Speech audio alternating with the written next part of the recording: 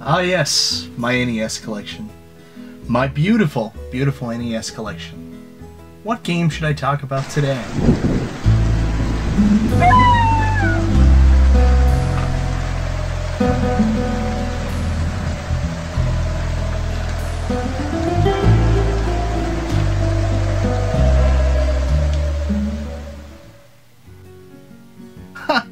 How about that?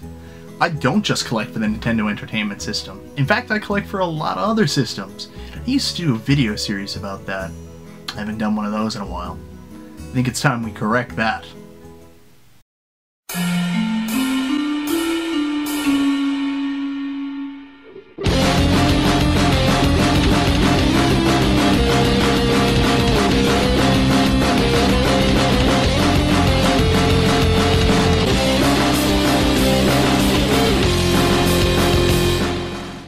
Hello everyone, Michael B. the Game Genie here, and welcome to another episode of Game Pickups from the New Adventure Island. I know it's been an extremely long time since I've done one of these, almost 7 or 8 months. Yeah, that's a really long time. And I've been picking up stuff the entire time. It's just, I guess, I never got a chance to really show you, get lost in the mix of things between having other things outside of doing videos and making other videos that people wanted to see. I just never got a chance to make one of these types of videos. But you know what? I've picked up a ton of stuff for systems outside the Nintendo Entertainment System over the course of the last 7 or 8 months, so now I'm excited that I get to show you. And I've got a ton of stuff, so expect a few of these videos over the course of the next few months. First up, I'm going to start right in the beginning on a system that I'm kind of edging towards an idea of maybe wanting to do a complete collection for. I don't know. I've been playing a lot of it recently. It was one of my favorites growing up and getting really interested in the game, and that's the Super Nintendo. So I picked up an amazing Super Nintendo beat-em-up based on an arcade game, and it's based on one of Capcom's most classic, but yet not well-known icons. Captain Commando. Captain Commando is an excellent arcade beat-em-up on the SNES, Super Nintendo. In fact, it's actually a port of an arcade game. Captain Commando obviously is the classic, iconic Capcom mascot, and this is the only game that he ever really appeared in, and definitely the only one that made it to the home console fare. I really like Captain Commando. It's definitely a unique beat-em-up. It's got some great graphics, but I don't like it as much as some of Capcom's other beat-em-ups, like specifically Final Fight and Final Fight 2. Those games are amazing. Captain Commando is great in the fact that it's very unique and quirky, but it's definitely not as good as Final Fight. Next up, to keep the beat-em-up train rolling, I picked up another beat-em-up, this time surprisingly not made by Capcom. It's actually made by Jaleco, and it has one of the most awesome video game covers of the 90s, Rival Turf. Rival Turf. I'd just like to take a minute and talk about the cover art. I mean, this is just ridiculous. This reeks of 90-ness. Rival Turf, you know what? It's a fun game. It's definitely interesting to see a beat-em-up from Jaleco. I finally learned how to say that right. Jaleco, I call it all the time. But anyways, Rival Turf is a fun beat-em-up. It does some things that are really, really cool, but in other areas, it does some things that are kind of poor. Like, I find the hit detection's really strange in this. It's hard to tell when you're actually damaging an enemy. That seems like it's very delayed. So, it's not very tight control-wise, but otherwise, hey, it's a beautiful, another fun addition to the arcade-style beat-em-up genre on the Super Nintendo. Next up is a game I'm very, very excited about because I love the NES games, and I'm so excited to find out that there actually was a very good version of this franchise made for the Super Nintendo. Oh yeah, baby. Super Double Dragon. Super Double Dragon, where have you been all my life? I mean, you know, after the original NES Double Dragon and Double Dragon 2, I kind of fell out of love with the franchise. In fact, outside of Battletoads Double Dragon, I didn't even really know they made any games for the Super Nintendo. A while ago, I picked up a game called Double Dragon 5, The Shadow Falls, or something like that, thinking, oh cool, Double Dragon on the Super Nintendo. And it turns out that it's a beater and fighter, and it's actually kind of terrible. But Super Double Dragon, on the other hand, when I found out about it, I went back and forth on whether or not I was going to pick it up because people actually usually want a lot of money for it. I got a really good deal on it, decided to try it, and man, oh man, is this game fantastic. One of the things that I really like is that they do some new versions of some of the music from the original games, and it is just beautiful. This is not an easy game, but what do you expect from Double Dragon? It's certainly a fun game, well polished. Graphically, not as good as some of the later beat-em-ups like Final Fight or even Streets of Rage, but it captures the Super Nintendo feel while still, you know, emulating the NES game. Excellent. I love Super Double Dragon. So much so, I'm probably going to do a review on it. Guys, seriously, check out Super Double Dragon. Last but not least is a game that I already actually have, and it's one of the games I've had ever since I was a kid.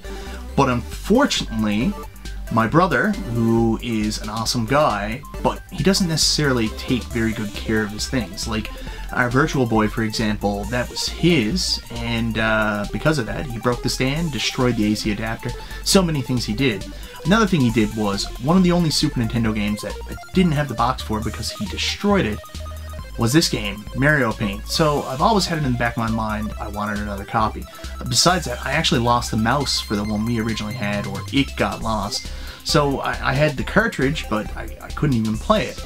So just recently, a local collector here who decided to sell off all his stuff was selling a bunch of stuff, and he had a beautiful, beautiful box copy of Mario Paint.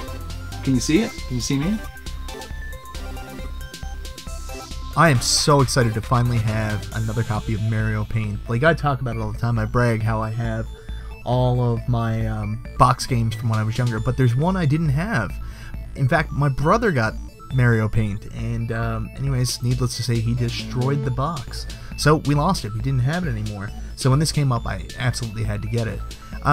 Mario Paint's not something that I'm going to play a ton. It's just cool to have the complete copy back in my collection, and that big box is so cool. And otherwise, hey, it's Mario Paint. If I feel like, you know, fooling around, making some pictures, or making a little bit of music, I'll relive some of my nostalgia from when I was younger.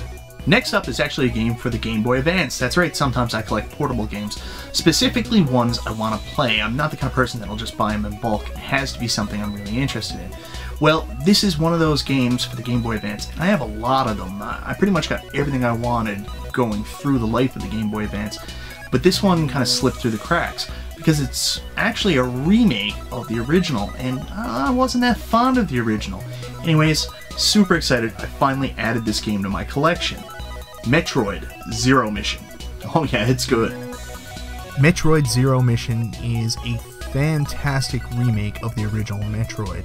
For those of you who thought that the original Metroid was a little bit too rudimentary and didn't have the pizzazz of Super Metroid, let me tell you, Metroid Zero Mission is the perfect game for you because it's telling that original story but giving it that Super Metroid makeover. I love the Game Boy Advance, like, love the Game Boy Advance. There's so many good games on it, and they really did an excellent job with both Metroids. Metroid Zero Mission is fantastic. Anybody who's looking for, you know, that Super Nintendo follow-up to the original Super Metroid, give Metroid Zero Mission a chance because you won't be disappointed. Although it is a little on the short side. That's one complaint I will say about it. Moving right along, a lot of people know me primarily as a Nintendo fanboy, but I'm actually a huge fan of the Sega consoles. Like growing up, I had a Sega Genesis, I had a Sega CD, and I had a Sega Dreamcast, and I eventually got a Sega Saturn as well.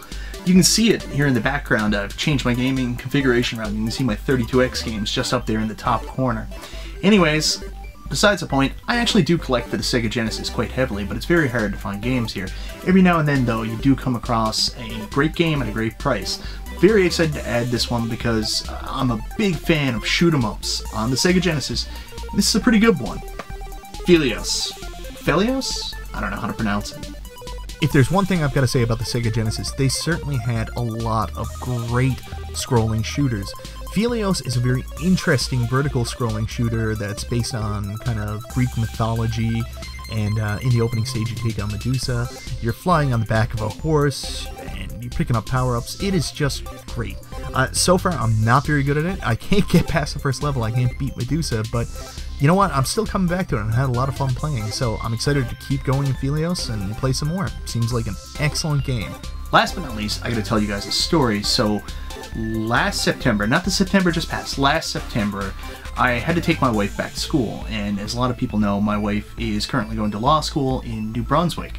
So whenever we go to New Brunswick, we take a weekend and we go up to the States. Specifically, we go down to Bangor, Maine. And we just really like going there. It's a cool chance to get away, go over to the US for a little bit. They have better soda and they have better restaurants. So we basically get a really cool hotel there, get some Denny's, go out to a couple restaurants, and do a little bit of shopping for a weekend.